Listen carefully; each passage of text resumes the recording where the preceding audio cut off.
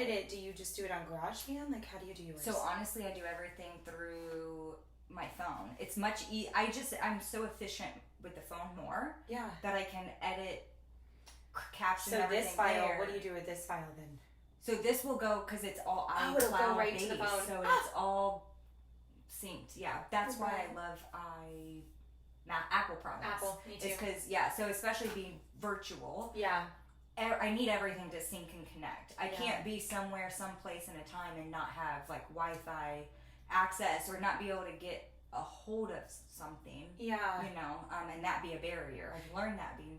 I'm always so impressed with like how self-sufficient you are. Like, really? Oh my gosh. I don't feel self-sufficient. Yeah, no, you are so self-sufficient. Like you actually like are really good about, you're like, I need this done. I'm just going to figure it out. And that's, I think it's one of your like little hidden talents. I'm always like, dang, she really just built her own app. See, and I think that's when we were talking about earlier, the things you don't see within yourself, right? That other people can see. Yeah. And that's where having friends and partnering and networking, especially with the women's group, I think a lot of that comes into play. Is getting that different perception and getting that outsider's, I guess, perspective of you. Yeah. It does. It helps sometimes to have like, I always say that I try to surround myself with women who are smarter than me. Right. But have the same vision as I do, right? And the same belief systems as I do. Values, right? All of those things who are aligned essentially to you. Because when you can help them and you need it in return, you can really just go, hey, like even this morning I was telling you, I was like, I called Karina and I was like, I am on the struggle bus. I literally just put myself back in a box instead of allowing myself to be limitless and unconventional. Right. Help me get out of the rut. Mm-hmm. So.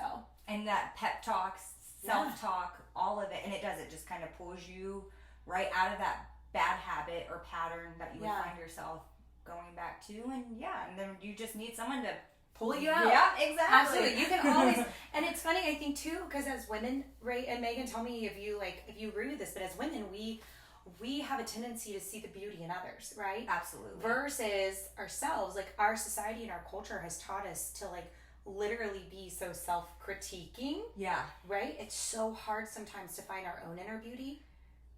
But when you're around women who believe in you, right? Like then you can hear, they can reflect the brilliance you have within yourself. A reflection, absolutely. Yeah. Vice versa, both ways. But that comes organically though. I agree. Because there are places that you find where it's not, and I've learned to follow that instinct, that gut, more, and I can tell typically now within the first 3 to 5 seconds, really, what that's gonna kind of be like. But that's learning to. I've always known I had a great gut and intuition, but I've always tend to block it. Yeah. So throughout business, life, and everything, you learn to listen to that a lot more, especially as a mother, right? You have that instinct, mother knows best kind of thing. Yeah, of course. And that came with, business and everything. But there was a great book years ago, one of my, I think, first developmental business books that I listened to. It was the 5-second rule, I think. Oh, okay. And it came before the Atomic Habits. I was it Mel Robinson? I'm bad with author names. That's okay. Maybe. Yeah. I just know it was the 5-second rule. And I transitioned it into everything. Same thing with an outfit.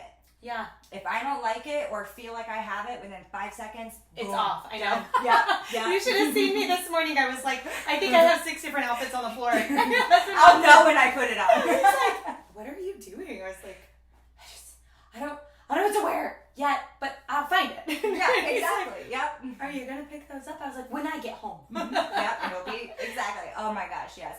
Even just buying something off the rack rather than, I think too with just body dysmorphia and just so many things women do encounter. Yeah. And having that self-image and that reflection, you do kind of want to play this part, look the part, whatever, and you stress about it, or at least I did. And I would stress about all of those things so much. Does it really matter? Yes, probably to an extent, but over-stressing it was obviously not going to be productive in any way, shape, or form. So yeah, it was even on the sales rack in the first 5 seconds, not maybe I'll wear this at another event or another time. No, if I don't love it, if you don't love it right then and there, Done. Walk away. So I think this is a good time for us to transition into a little bit about you. So this is a new podcast, She Changed the Game, and it's affiliated with the Tampa Bay Women's Professional Group. Yep. And so Megan is a dear friend of mine who we've known each other since we were a long time. Probably, honestly, like I have like 10. I have a good childhood memory. When our parents used to work at the courthouse. Oh right, and City after Hall. School, Yeah. running Oh my around gosh. with you and Casey, but that was like a lot. Yeah, That was I don't even want to say how long ago that was. I'm not gonna say that number out loud. But that's like one of my first memories. Yeah. Oh my gosh, that's so wild. Well, anyways, when I moved back from Atlanta, right, we ran into each other, and then my partner Karina and I had launched the Women's Professional Networking Group. Yeah. And then you became involved. Yeah. I think I went to like one of the first 1 or 2. Yeah, meetups. Yeah. Right. And then ever since then, I've just like, I think I haven't really let you get too far. I'm like, hey, where are you going? What you doing? Come on. And I love that though. And that's, I need someone, you know, like that. But I was seeking so many things.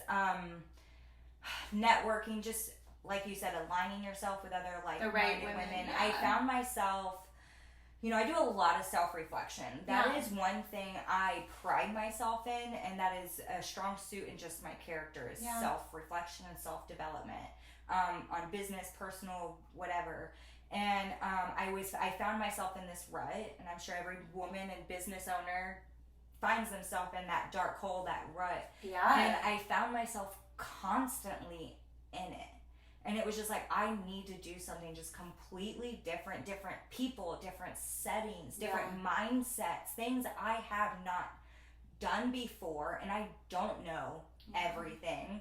And I think that was also a lesson too. Absolutely. And so I had, this big self-reflection, and it was also too like that divine timing. And another phenomenal woman in the group, Noelle, also, helped give and provide these perceptions at the timing in the universe that I was seeking. Yeah.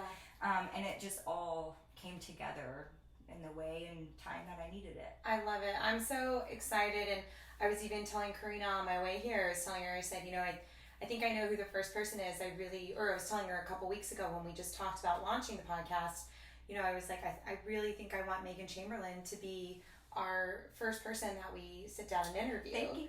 Yeah, but it is because I think one of the beautiful things about us as women is that we are vulnerable, right? And that we openly communicate. Not all of us, and some of us struggle with it. Right. But it is something that when you start to get comfortable and trust someone, you do openly communicate and you can be vulnerable, right? And we can learn from each other. And so our relationship, like I've actually learned like so much about just solo entrepreneurs sitting back and watching you go through it, you know, and looking at you and being like, wow, she's if you don't know, she's brilliant.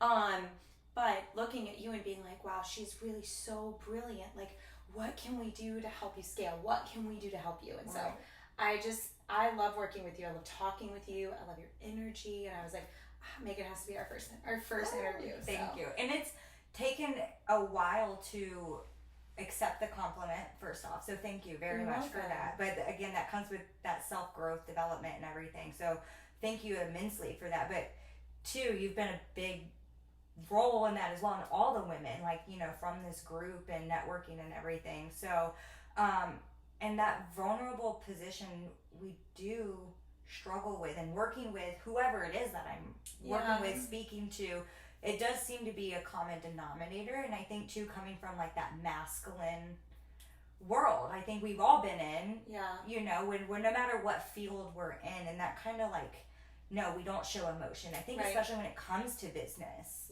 you're supposed to have a tough skin, you know, that it's, at least in my experiences, it was always conditioned to like be strong, not show that weakness, and it's still learning these things. Yeah, because I think, well, you mentioned Noelle earlier, right? And like, she's somebody who I immediately connected with as well. And I was like, wow, talk about like divine time, the universe, like making sure the right people are in your life at the right time. Noelle came into my life at a very instrumental time where it was like the same thing. I was struggling with the balance of what she calls the masculine and the feminine, right? The energies. And like, we are so ingrained. It's so ingrained in us. Like, in order to be successful in business, we have to be emotionless, like you were saying, and very masculine. And it's like, that's actually not the truth. Right. Like, hustle. Yeah. No, we don't. I mean, yes, you have to work for what Right. you Work. want. The effort needs to be there. Right. Absolutely. But at the end of the day, what makes us so unique, and I think what changes the game, is that we as women, when we collaborate, we're unstoppable. Right. And that changes the game for business altogether. Yeah. So, okay, I want to ask you a few questions. Okay, go for it. All right. First, tell us a little bit about, like, what you do. Okay. And the name of your business and how long you've been in business. I want to Okay. hear a little bit about that. So the name of my company is Balance Right Fitness and Wellness Incorporated. It's actually changed a couple times, but I've been in business in total for about 13 years. I started when I was 19. That's incredible. So I've been in business for a long time. It's all been in the same field though. So I am now a healthcare provider in physical and restorative medicine. I started 14 years ago as a personal trainer. And through life situations, kind of like survivor mode, business was instinct. It's the only thing I kind of knew that worked with, again, the life situation and everything. And that's where the first business popped off. I was 19. I was a caregiver, and going to college and all of these dreams and ambitions that I had, nothing aligned for me. It didn't work out for me. Scholarships, like a lot of different things. So it was like, this is what I want. Yeah. My parents were not wealthy to put me through any way situation. I was taking care of them and myself already at the time. My own car insurance, like all of that. And you were stuff. 19 doing this. Yeah. Okay. But I was already paying for all my bills and everything like that since high school. Yeah. As it was through, again, just some situations that happened with my family's health and everything. So it was like, okay, well, I want to go to college. Yeah. And no one to co-sign me for a loan or anything. And it was like, I wanted so bad to get that college degree. No one in my family has. And I remember sitting there and it was just like, okay, this amount of tuition is due, and just crying. Oh, And it was like, well, what do you mean? All my friends had opportunities, family members, whatever the case be, where that was already pre-set up for them. That wasn't a thought in their mind. They're off at all these high-end universities and everything. And I'm like, well, how do people do this? Like, what do you mean I have to pay this amount of money? Like, how am I going to afford tuition? And so what did you do? So I opened my first business, and it was something that I knew. I felt like I knew. My dad was an entrepreneur as well, and also in the medical field. So I think it was kind of innate. It was in me. But it was survival mode. Yeah. And that's what started it. That's what inflamed it. And then it became the only thing I knew. I had other jobs, but the businesses is always what I fell back to. Yeah. And it took me, I think, a long time again of understanding what my goals were and those ambitions and dreams. Yeah. And it wasn't the traditional settings of 9-to-5s, working for someone else. Everything I did, I was a trailblazer. I was a leader. I was independent. I saw these attributes in myself, but business was the only way I knew how to live off of it. Yeah, absolutely. And it just kept snowballing. And growing. Yeah. And it's transformed, whether it was a bad business, it failed, or whatever the case was, it just kept going. I kept it going. Yeah, I do feel like the perseverance is probably one of the number one qualities, right? Mm-hmm. For, gosh, who was it? It was Brittany Schrader. Brittany Schrader, we love Brittany. And I love that girl. Yeah, I love that girl. She and I were talking on our way actually to the Tuesday meet, or the third. Oh my gosh, I keep calling it Tuesday. I literally named it Thursday. Second Thursday, so I don't forget when it is. And I keep saying Tuesday. The last month I've been saying Tuesday anyways, she actually drove by and picked me up, and we were driving to Second Thursday, our meetup group, and we were just having such a great conversation. And she said something that stuck with me. It was like, being an entrepreneur or a business owner, right? You are going to hit these valleys. Right. And you have to really look at yourself and say, like, what am I going to learn in this valley? Right. am I going to keep going? And am I going to keep going? Because that, I think, is, I mean, Megan, you tell me that's the hardest thing as a business owner. Is it's like you have all these friends who are, you know, doing really well, making great money, right? Look at me. I couldn't let go of my day job for 13 years because of the money, the good money I made, right? Right. But you can see that, and it's like, oh, but that's so much. It's so easy. It comes with its own challenges. Right. But at the time when you're in the valley, it's like, I could always go and do that. Right. I could. And especially too, I mean, it's conversations that you have to get uncomfortable with in your marriage too. Like, listen, honey. Yeah. This is what's going on. Like, and I remember just so many times just being like endless nights, and just like, I know it's going to be rough now. I know it's rough now. But in a couple years, you're gonna see. In a couple years, and I would just keep having these conversations with him of like, it's gonna be rough. Hey, finance-wise, you know, blah, blah, whatever that communication was. But now we're on this other side of it. Yeah. But too, with perception change and all of that. Oh, 100%. Of that perseverance and everything. But it's fine where you can sit back and go, oh, finally. So now that you feel yourself in that space, Megan, what advice would you give to the women in our group right now? What is the biggest piece of advice that you would say if you were starting out, or you were your 15 years, 13, 15? 13. I think this is my 14. So you were over a decade into being to owning your own business. And a lot of women in our organization, they're just starting out, and they're starting to get the courage to make the leap because they believe in their talents enough, right? Yeah. What would you tell your, 10-year ago self that you could tell our women in our group? Oh God, something that I struggle with every day. Patience. It's, I think too, in society today, and money and business, and you want to have that financial support and freedom, but that does not come overnight. Yeah. And you do hear that time and time again. Yes. But you hear it. So you believe it. Right. Right. And you believe it. And then you compare. Don't compare. Okay. So patience, be patient. It's not an instant gratification. It may work for someone. Someone may win the lotto, Absolutely. But it's not you. It may not be you. Whatever, so you can't compare. That's brilliant. And that's something I've learned into myself, even especially now social media. Thank God social media, when I first started business, was not really a thing. It was Facebook.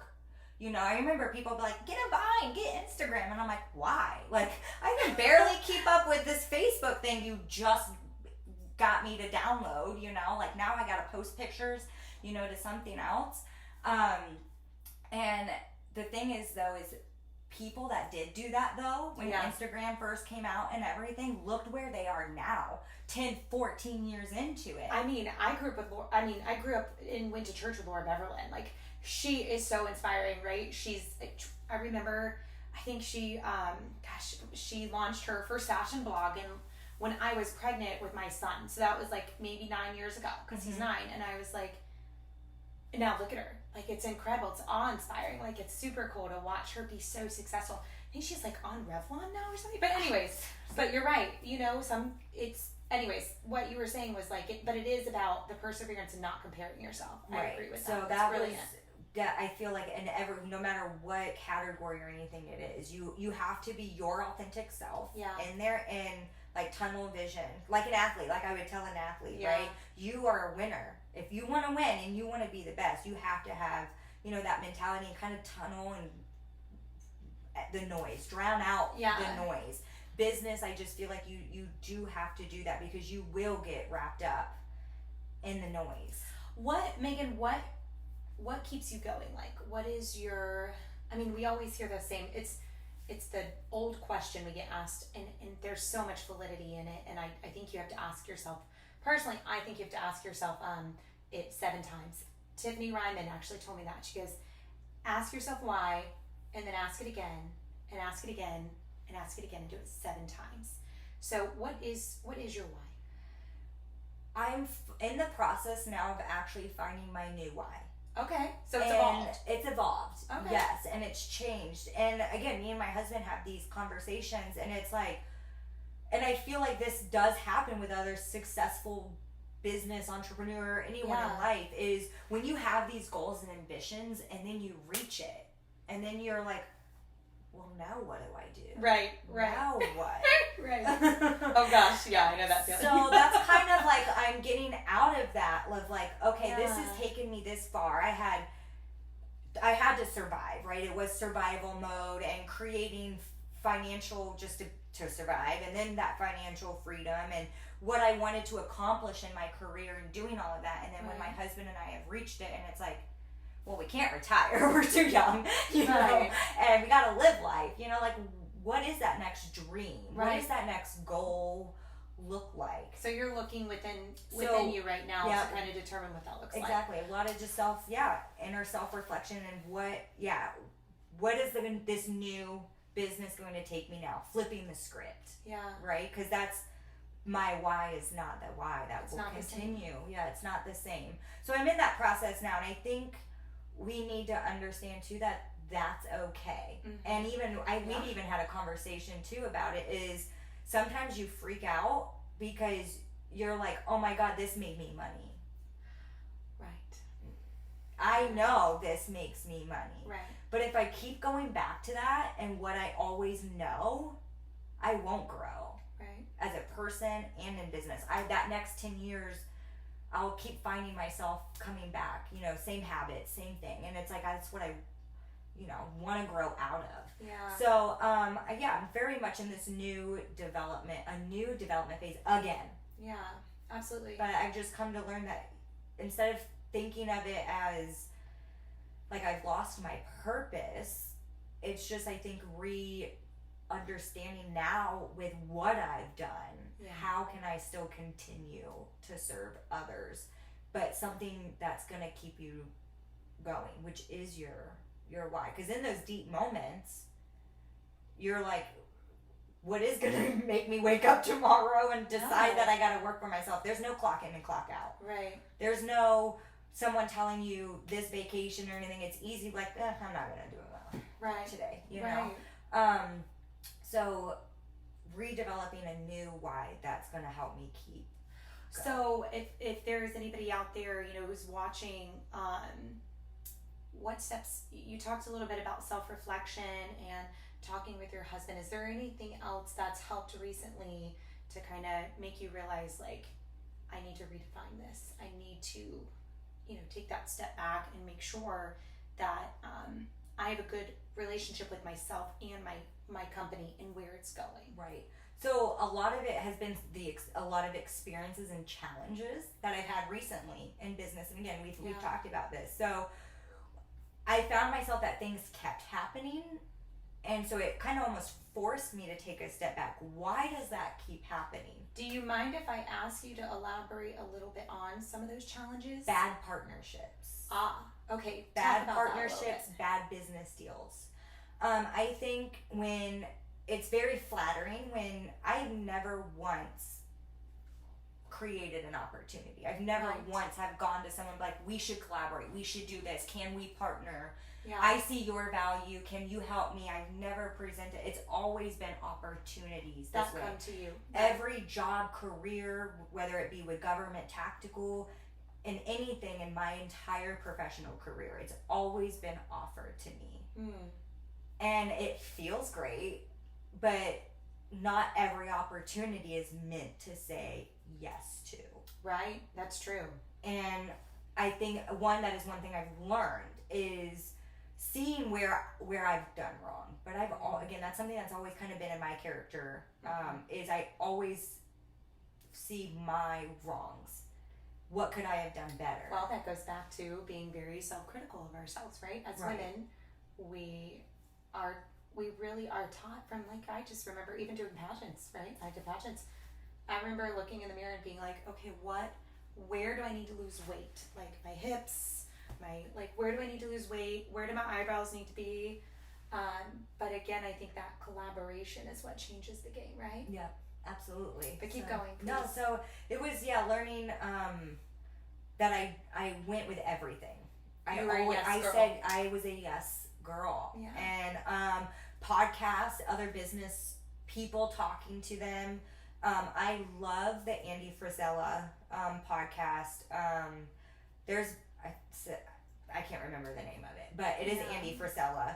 I am a part of First Form, but I've been with them since they first started. And again, the values, alignment, but also someone who's been in business even longer than I have. What challenges have they been to? Like you were saying, like women with different mindsets than you that, you know, challenge you, right? Yeah. And my husband also helped see that in my girlfriends where, you know, you need someone that challenges you. You're always challenging other people. Right. Why don't you put yourself in the position, you know, to challenge yourself? And so it wasn't taking every opportunity that came to me. It was really asking myself all of these things, asking them a lot of things. But in that experience, I just learned my values and integrity are really what set me apart. Yeah. And it's hard to find partnerships and stuff that I guess always match that of mine. Yeah. And it's really made me like distrust a lot of people. And I've had so many people too, like Megan, the best partner's a dead one, you know? Like, so that's brutal. You know, so I've had like advice from all different ends. And then I've had people be like, Megan, you've never needed anyone. Yeah. You never saw it in yourself. But that's when you say, and this is where I feel like my passion aligns very much with yours, is that, we absolutely, we're self-starters, right? Most of us, I mean, again, look at Karina, look at Amanda, look at Kristen, look at Nikki, look at all these women that we interact with, Noelle, look at all these women that we interact with. I mean, even Teresa, like, these women that blow my mind on a daily basis with what they've done with their careers as entrepreneurs. But what I feel like changes the game again is that saying. It's like an African proverb. It's like, alone we go far, right? Or we go fast, excuse me. Alone we go fast, but together we go far. Faster or farther. Yeah, we go far. So alone we go fast, but together we go far. Yeah. So it is like, it's so critical, right, to find the alignment to those authentic relationships, right. But also being open to it. Like, absolutely. You have to be open to even receiving advice and knowing that you are not a know-it-all. Right. And I may have been in business for 14 years, but what worked for me then may not work for me now. Oh, that's so good. And again, that perception and understanding and receiving from other women authentically and everything, you definitely have to be open for that. And I have come across men and women, you know, that they are just like, you know, walls, just like within a relationship, right? And it's a business relationship. My stepdad actually has always given me the best advice, and it's just keep it simple, stupid. Yeah. And I just take that, and again, the 5-second rule, these little tidbit things that have kind of come with me along this journey. And it's no more yes girl.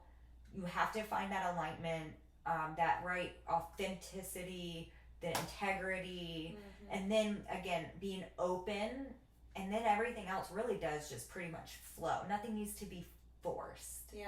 And I feel like if it has to be forced, that should be kind of like a red flag.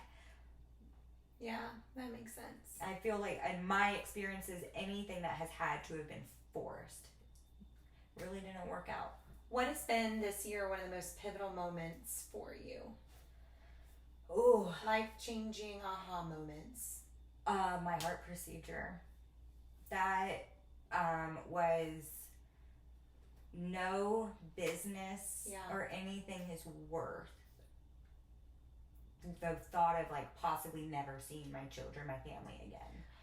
You want to walk us back and tell us what happened? So in March, April, and this again was like a new enlightening. I found groups of women, other women like that were my clients, and a whole new like just relationships all the way around in every facet of my life, and then just kind of taking that opportunity. So I had an opportunity to go to Vail, Colorado with actually clients and patients of mine. That's amazing. And my husband was like, do it. you know. And I've been to Colorado numerous of times and snowboarded, never had any issue. Yeah. However, this is the first time I've been back since my daughter, which I did have health complications with. Okay. And it struck me, so I ended up getting high altitude sickness, but of hypoxia really bad. I ended up in the medical center, in the hospital, and they were like, you just need to get back home. Like, you need to get back to baseline, and like no questions asked. Like sea level elevation, like you need to be here, Megan. And I like literally oxygen, everything. They're dosing me, and I'm like, wow, I just feel so much better. Like it was literally to the point where I was like, oh, it was just terrible. But it was like I doubted myself so much because that was like the first thing I learned in college. Was those physiological responses. And so I was like beating myself up of like, how did you not recognize this? You're supposed to be a top-notch physiologist. So it like I had that, and then the heart complications, the pain, everything. So, and when my career was that, it was just a wall. And literally everything was stripped from me. I couldn't even walk. I couldn't barely breathe without getting like these stabbing chest pains. I had to go back into the hospital when I was down here, came back home. And it was just like, first off, and again, I'm always self-reflection. And it was just like, no amount of stress is worth that. And stress is a huge contributor, you know, to our health and physique. And that is what, you know, I preach and nag about so much. But in business, but it does come with business. It does come with being an entrepreneur, a mom. Like, those things are inevitable. And every doctor I ever encountered in this journey verbatim looked at me dead in the eye and was like, this has got to stop. So what was it that had to stop? The business, the stress associated with like just running a business, running around like a mad woman with your head cut off. So so when you started recognizing that, for like, I know because I saw you right after, and like seriously, your body was gray almost. I remember looking at you being like, oh, Megan, you are not in a good place. Like, but and then you had shared with me everything medically that had been happening, and I was like, wow. And I don't know if you remember, but back in when we first started talking, gosh, what was it, like this time last year, maybe it was February of last year, and we sat down, we really started talking about scalability and things like that, and I was like, something in my head is saying like, slow down to speed up. June, like, we'll reconnect in June. I don't know why, but we'll reconnect in June. And we did reconnect in June, and it was like, and that's when you were really sick, and you started to reflect on the pieces of your business that you were like, hey, this is what I'm good at, but this isn't going to scale. So walk us through like the mindset of that quick journey of like how you went from, you know, being in this place like a one-on-one fitness person to now elevating your offerings. Like, what was it that was causing the stress? So I lived like two lives. I had this like fitness life and this app that I developed. But I was working medically as a physiologist in a hospital, dealing with rare diseases that physicians till this day don't know how to deal with. I was living my ego life. But not scaling what your passion is. My passion is. And what my passion was 14 years ago, was not the same passion. And I kept going back into bad habits and bad minds, not bad, but just old habits, old mindsets, like old things again that got me started. But it wasn't the things that were my business, what it was scaling into naturally and organically. I had doctors, again, coming to me, we want to work with you and all this. Yes. And that partnership went south very bad, very quick, and it broke me. And it's been happening time and time again. And then my mother came and lived with us, and so I became a caregiver again, all over again. And I don't talk about this publicly because my mother is still alive, and I never do it because I'm the strong one, right? it was not, I don't want my mother to stress out more, you know, and I've never vocalized those things. Absolutely. So, but being, you know, but these are things that have fed it. So that bad business and what I was going through in life, and then come around and try to start enjoying life again, and it just like smacked me in the face. And I was holding up to all this trauma and things that I dealt with in life and in business. And I was going back to, well, I need money. Yeah. I gotta live. Yeah. And this old business is what keeps me going, not this new business, because this new business is gonna take more time to build. More investment. And it's a whole new venture in my field. Yeah. So I've really been setting a trailblazer like pathway. Yeah. And again, it just reinvesting, branding, re-identifying yourself is stressful. Yeah. But so when my health and everything took a turn, and it was just realizing that I have to let go of bad habits. Yeah. I have to let go. Bad relationships, bad habits, bad business, ego, let go. I had to let go of a lot, and I had to relearn and understand a lot. So yeah, the physicians on the doctor standpoint was like, you've just been, you have a lot going on with my valves and everything that they ended up finding was like, and now, you know, because this is what I do, is you have to control what you can control. Yes.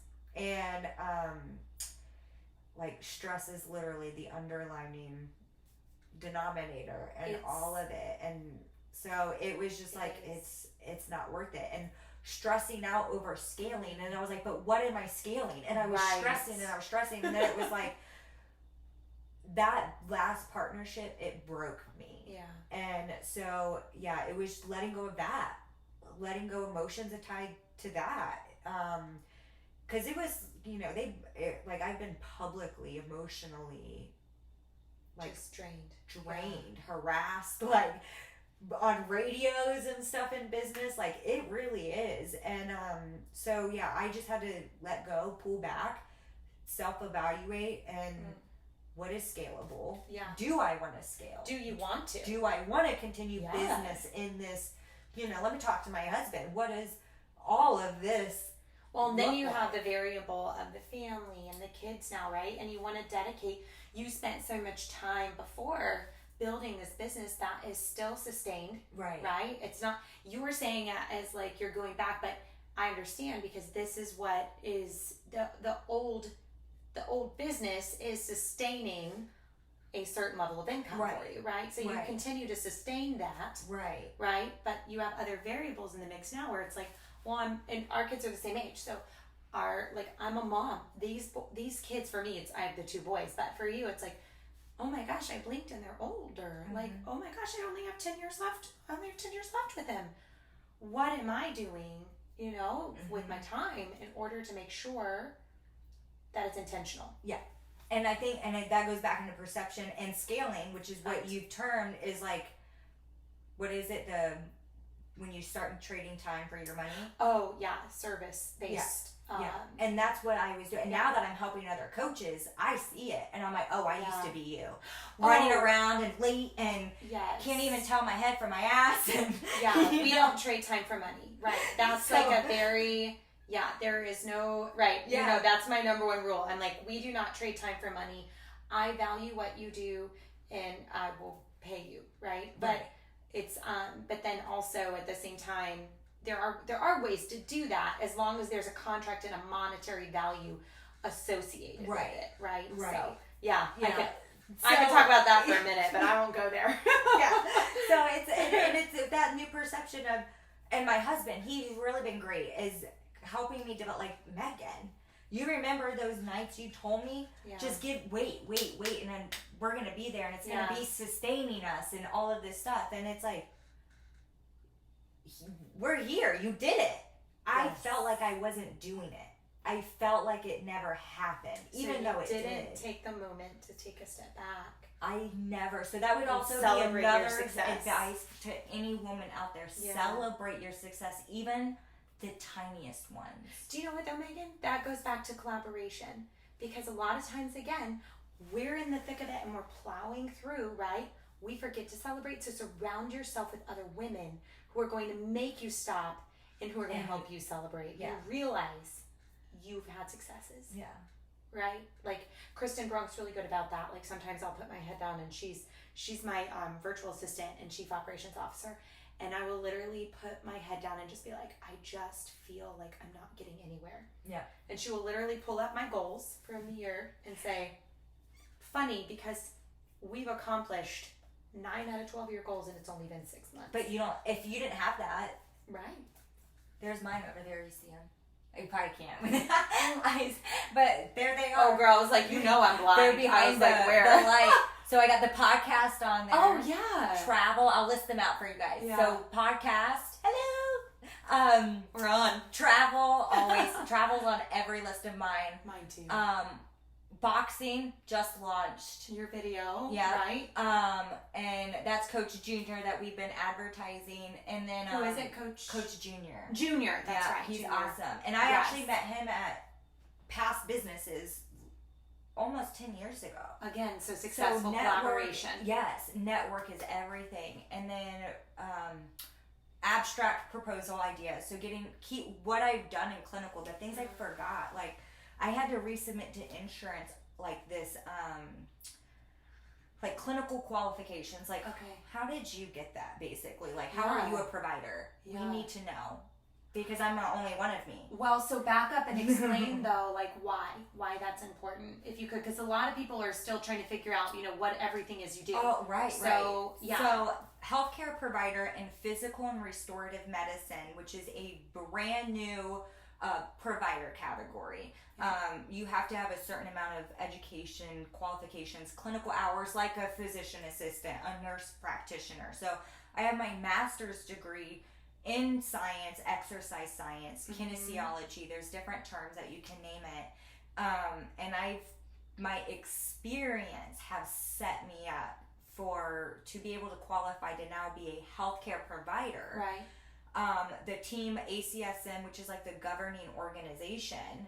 So when you say do a stress test at your cardiologist's office, that organization governs that guideline your cardiologist is following, an AMA. Yeah. So I'm licensed through that organization, which now set me up to be the first provider self-practicing. So it's a brand new profession. Right. Clinical exercise physiologists have been around, right. but to my stature, a lot of them work in tactical NASA settings. Right. When your astronaut is getting shipped off to space, there's a lot of physiological changes. Right. There's people in science that help train and develop that to obviously keep a human safe and optimal during that launch. Travel. Right. Yeah, exactly. That's a very extreme case, scenario, but that's the best way I can explain it. And yes, I've had opportunities and I've worked with those, so it's been awesome. What I found in business, and again what my integrity and value is I just decided to take what I would do and self-practice, because what I would do at the hospital, so TAVRs, before you had to do a valve repair and crack your chest open like a bypass, you had to fully open it. Now they can do valve repairs where they can go in through the catheter. Right. So when that first came about in the medical clinical world, it was a Medicare guideline and everything. You had to have cardiac rehab. So I was rehabbing and restoring a lot of patients post brand new procedures. Yeah. Then it became I was working so well in developing outcomes that Mayo Clinic, Cleveland Clinic, Orlando, we were with the hospital, of course. I was creating these outcomes and partnerships to get their referrals, right? To get their patients, because it was like, just give me your hand, let me get my hands on them. I can fix them. Yeah. I can help restore themselves.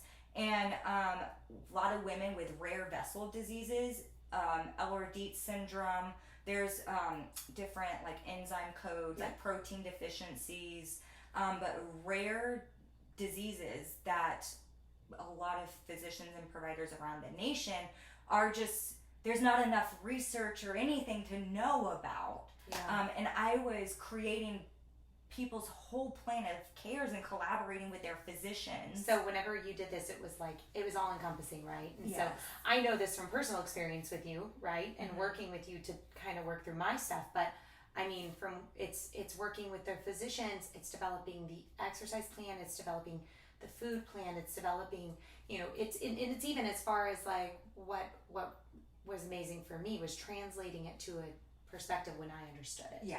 I received it, I understood it, and then I realized what I had to do to fix it. Or to restore. Yeah. There you go. Mm-hmm. And then the physical medicine is like, the exercise. I mean, you can go in so many things, but you are the healthcare provider now. Right. So you now have your own insurance. Tell us a little bit about that. So to make what qualifies you as a healthcare provider in the U.S. is the National Registry. It's an MPI number. Yeah. I'm in that now, that registry. So any provider... can we just pause for a second and talk about what an accomplishment that is? I know, I've never celebrated You went from that being either. a 19-year-old who couldn't afford... Personal trainer. Who couldn't afford college, right? And... all student loans paid off. Oh, girl, yes. I still haven't paid off my student loans. I'm like... Listen, my financial advisor, too. My financial advisor, too. So I can't take full credit. But these are things you forget that you have accomplished. But sorry, at 13, a personal trainer working for a large corporation. Yeah, and now look at this now is provider. And so is this what's next for Megan, or are you still reflecting a little? I'm still reflecting, but I know it will be in this realm. Yeah. It's just. I remember telling my husband when I was a personal trainer, I was like, I don't want to sit here and count people's reps for the rest of my life. Right. There's so much to it, form, technique, and I am great with biomechanics. I can, but it was just in that field of, I don't want to be standing next to you, counting your reps and telling, there's more to it. There's so much with the body and physiology and disease and all of this. And that, again, that goes into my life story with that disease. And it's really taking that and being like, listen, I can help you, but I can help the caregiver too. And that's what sets me apart. I've literally lived every in and out. I've been the caregiver. I've been the provider helping. I've been the advocate. I've been the one on insurance companies on both ends as the patient and as the advocate of, why this, that, why can't you do that, and navigating that medical world. I've literally lived the athletic side, every ins and outs, the business end of medicine. So I've literally experienced it to develop this. So it will be in me for this next phase. It's just going to it's not going to be the personal training, that coaching, that scalability, right? Using what I've done and experienced. And then scaling that instead. Well, I think one of the things too, that, differentiate knowing yourself is, so for me, it was that Robert Kiyosaki, he has the 4 quadrants, right? Book. Have you read that? No. You should read it. Okay. Rich Dad, Poor Dad is the first book, but then the second one is the quadrants. Okay. And I won't give away everything, but it's small business owner, investor, or employee. Okay. You fall in one of these quadrants, right? And I knew immediately. I mean, I think I was maybe 20 seconds into the book, and I was like, oh, I'm an investor and a business owner. So what gave you, was that something that you learned? Or do you feel like that was innate in you? What? Oh, good question. I always knew I wanted to do something that helped other people, grow. But for me, it was that I've always been very money motivated, right? And that's, I left teaching. I was a kindergarten teacher for 4 years. Yeah, 4 years. We learned so much. Yeah. I taught kindergarten for 4 years, and I remember thinking oh my gosh, kind of similar. I loved the kids. I loved them so much. But I realized that very quickly I was capped at $42,000 a year. Yeah. First of all, that's insane. That's all we pay our teachers. 1. 2, I knew the only way I was going to make a difference was to be the one who brought the capital to help make the change. Yeah. Right? Yeah. So I jumped into a new career, and then I got really, really fortunate and super blessed, and I just stopped talking. And I started learning from all of the executives and the C-levels that surrounded me, all the way from Delta to VMware. I worked in a couple startups. I worked for Mass Mutual. And I just listened and like was quiet and like watched all the sea levels do their thing. And while they were all very brilliant, I realized that none of them were smarter than I was. Right? Did you? And were you ever like, God, I have a big ego, but I would go to conferences with high-end physicians, specialists, and everything, and I walk out of there and I'm like, I already fucking knew that. Like, really? Yeah. I mean, a lot of times I would say that like I feel like you're a lot different in the sense that like she really is like one of the most brilliant women I've ever known. Like she can. I called her. What I was telling. We were talking about this book that I just started reading. I was like, Megan, you would love this book because it has all these scientific terms, and my brain goes, wait, what? Like I like had to Google like, and the book was still amazing, but I was like, Megan, you would fly through this and you would love it, and it's so your jam because of all the scientific terms, right? But you just get that. That's your language, right? Yeah. For me, I think that I just always tried to seek what I could learn. Okay. You know, from the individuals I was around. And they all had something that I could learn from. Yeah. And it was more that I just would ask a lot of questions and then I would sit back and watch them really, really scale.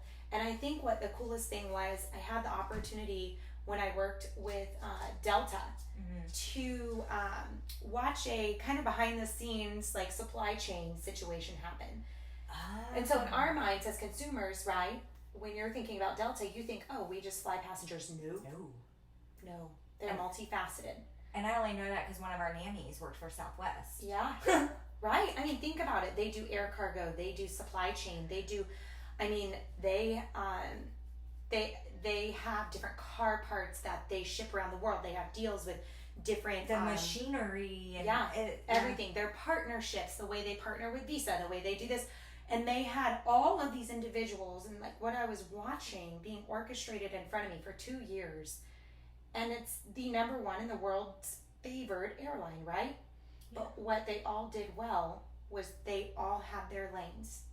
And then they let their person excel in their lanes. In that lane. Right? And that's what I watched. And so that was probably my biggest takeaway was I learned that I was not the smartest person in the room, and it doesn't matter if I am.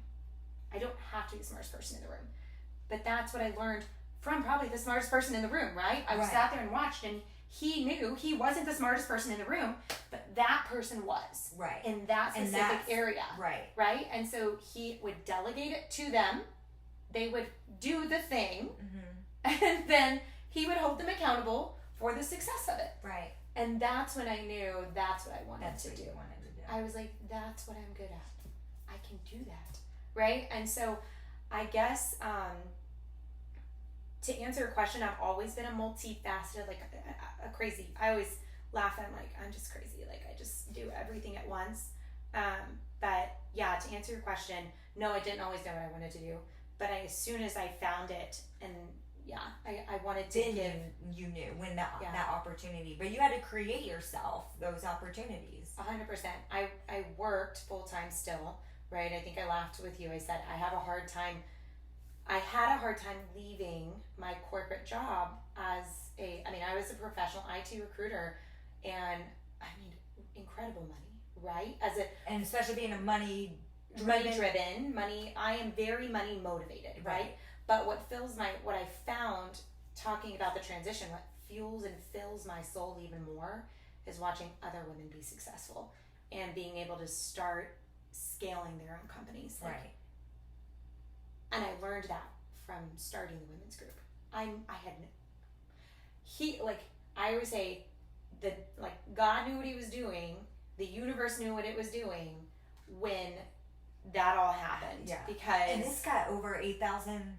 9,000 I just members looked. now. I was telling a girlfriend. Yeah. And just about the group and everything. I went with another lady last week. We had dinner at the Edition. Oh, I love the it's Edition. just so cute. Yeah, I love the it was my Edition, first time there. Yeah. And it's just nice to sometimes get dressed up. Oh yeah, for sure. Exactly. You know me. I'm always like a cocktail and a cute outfit. I'm there. Yeah. And even my husband, because he's like, "You're going on a date," and I go, "Yeah, with a girl." Like, yeah. my first time. Do I look good? I love it.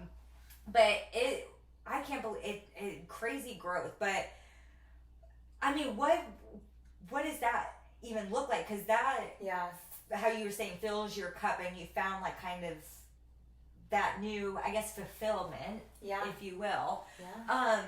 And it's growing, and so you're scaling. Yes. That. Yeah, absolutely. So, again, collaboration was the key here, right? And one of the hardest things as one, females, and two, solo entrepreneurs, is learning to successfully collaborate. See, that's, I mean, and you know that I still have. We all struggle with it. Yeah. But I do think that may be like the one missing piece where that's what I've done for the last 20. Well, I just aged myself significantly. Don't say it out. I know. That's what I have done. And it hasn't been 20, it's been 13 years. But that's what I've done for the last 13 years is I've led teams at, within organizations, within corporations. I didn't have a choice. Right?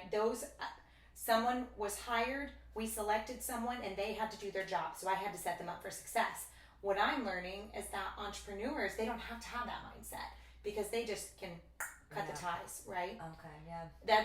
But there's so much goodness in each person if you dig and find what they're good at and help them identify what it is and then put them on the track to being successful. Not only are you gaining help from that person, they're also gaining fulfillment and help and the ability to give back, and they're growing as well, right? So I think what has been wildly successful about the women's group is that, one, it's organic. Two, it's inclusivity. Mm-hmm. There's enough room for everybody at the table. Right. And anybody who comes in with a limited mindset, I can be the only real estate agent here. Right. And that's been, sometimes I've even gone, because that's been done to me. Yeah. That almost, I thought that was a way to do business. And I've gone in my past of, well, hey, I have this one person in this category, even events and everything. Right. And it's like, do you know how many clients in mine are real estate agents? And I would feel bad because I would get attacked or shamed on the back end. Right. And it's just like, I love it. And as a business person, an entrepreneur that is in you, and it's just like, I just saw their potential and I've been there, done that. I just wanted to help. Right. Yeah. Yeah. And it's just not always the case. Well, and I think that's the thing. It goes to, the law of attraction. If you believe there's a limit, there will be a limit. But if you believe there's enough to go around for everyone and that there's space for everyone at the table, that's, I think, I was a recruiter, right? But I was good at recruiting executives.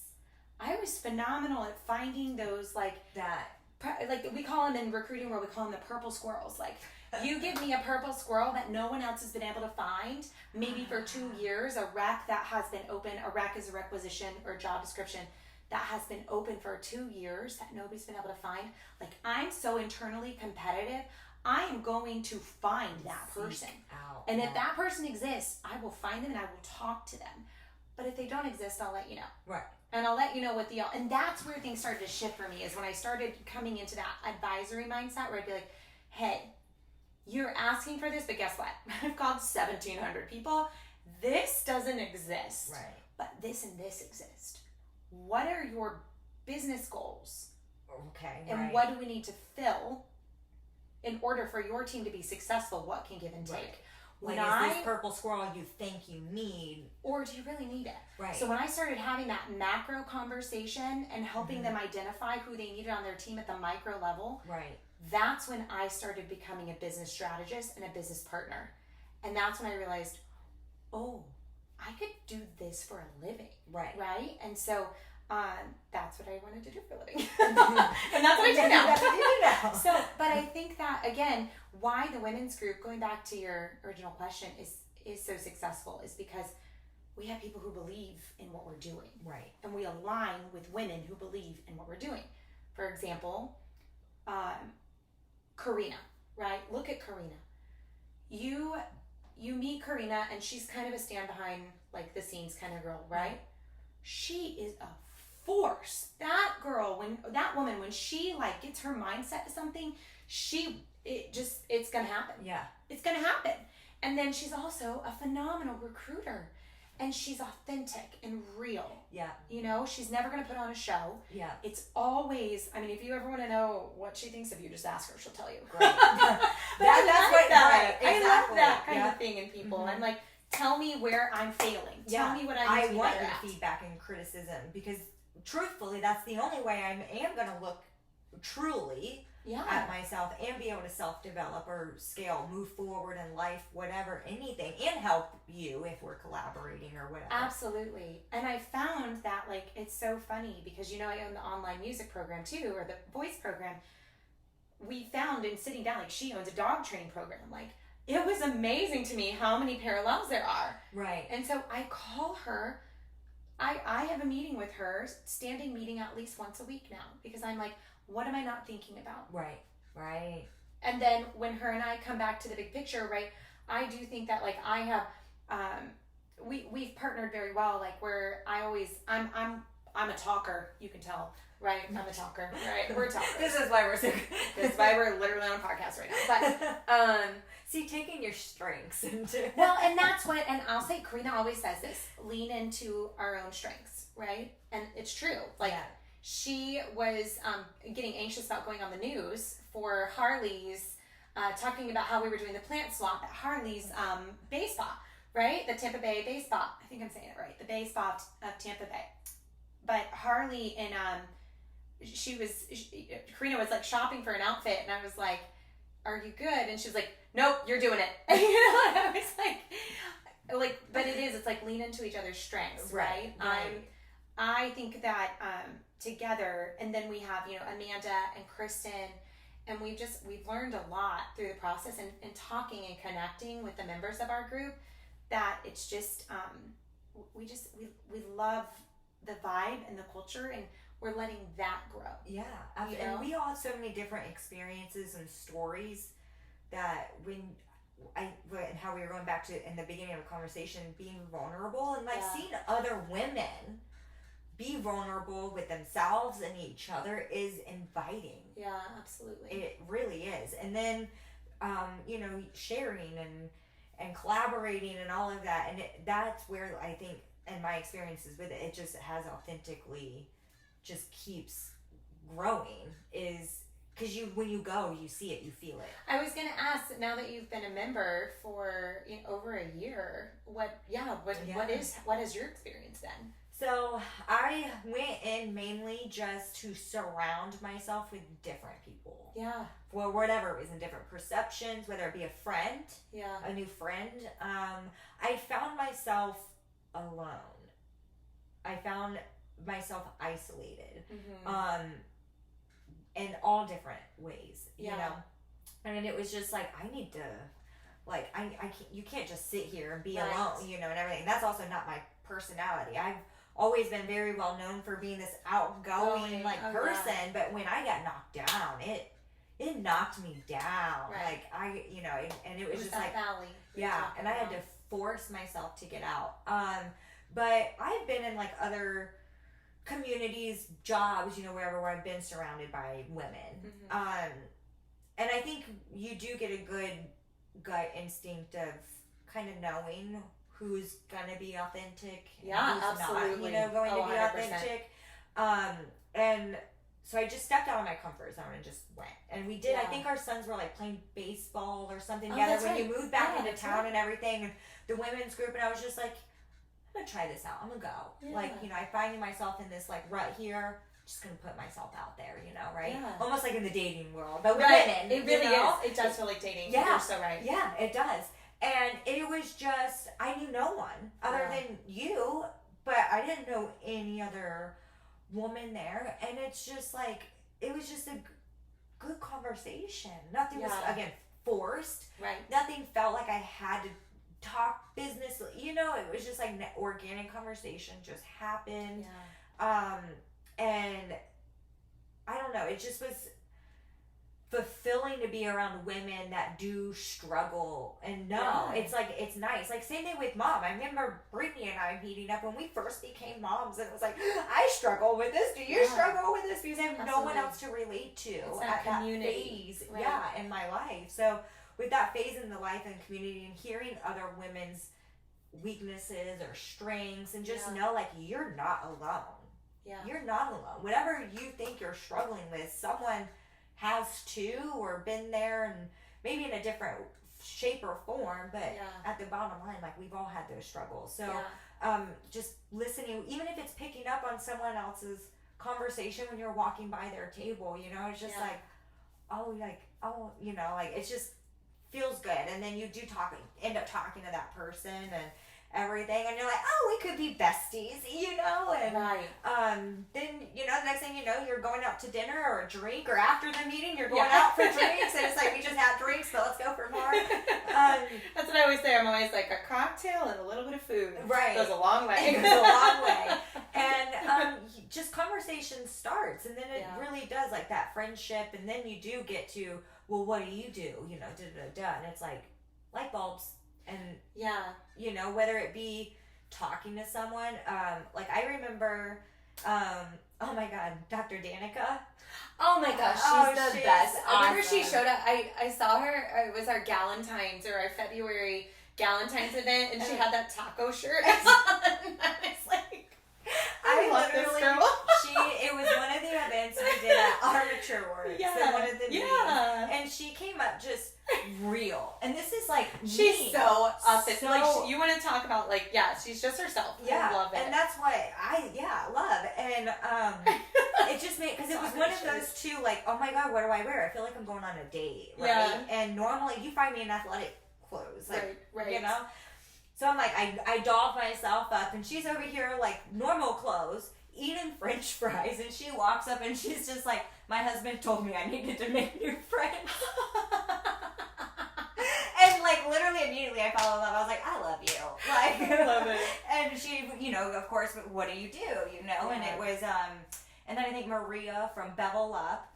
Like, we all, and it was I like Maria a lot. She was my first Botox. Yeah, you told me, you're like, you got to meet her. Yeah, she's great. And it was just that right there. It was just fun. It was just authentic, and it was just like, real. Those are the kind of women I want to be around. Absolutely. You know. And then obviously getting more into her holistic preventative, the whole way that she practices in dentistry, and then obviously what I do. It was just like, oh my God, alignment. Someone like you exists. Yeah. So it's also, like, on a business standpoint, is because a lot of people say, like, what I do is like a unicorn, right? I mean, like the purple squirrel. You're the purple squirrel of the healthcare system. She's a purple squirrel. And I mean, all these women are purple squirrels. And then just we went to her grand opening and everything. Yes, and it was just like, it just felt good to be, I had no idea who she was. Right. Or know her personally. Nothing. But it just felt great to go support someone without no intention of receiving anything. Yeah. Well, and it's funny because that goes back to the law of attraction, right? And when I was 15, I read the book The Secret. And I always laugh because even my father-in-law will say, did you just secret that? And I'm like, sure did. Right? And but I really believe that what you put out in the universe comes back. And we always say, like, so Karina and I will say, you reap what you sow. Yeah. Right? So we're pouring in right now. We're a vessel, we're a lifeline to women who feel alone. Mm-hmm. We don't want anybody to feel alone. It's flipping lonely when you're alone. It is. It's sad and scary that we feel like we have to stay that way. And honestly, we're brilliant. Right. We know, each one of us knows something more than someone else, right? Mm-hmm. So, like, why not come together and share that? Right. So, and then when you can do that, and then lift each other up in the process. Yeah. And that's why we exist, and that's why we're here today. That's why, you know, I am like, whenever I tell you, like, hey, I am all in on you, girl. Like, I mean it. Like, I am. I'm all in because you are the future of healthcare. And that is, like, even for me, like, you've just helped significantly. And I just think, you know, together, we go further. We do. So. Yeah. Awesome. Well, thanks for having me. Thank you. Modern kingdom for the taking. Now that I've been put through hell, I never got anyone's help. I had to do it all on myself. I don't ever slow up, no I don't take shit. I got no love for the fakeness. If you wanna play tough and wanna hate this, I'll always show up and make a statement. I don't ever slow up, no I don't take shit. I got no love for the fakeness. If you wanna play tough and wanna hate this, I'll always show up and make a statement. I don't ever slow up, no I don't take shit. I got no love for the fakeness. If you wanna play tough and wanna hate this, I'll always show up.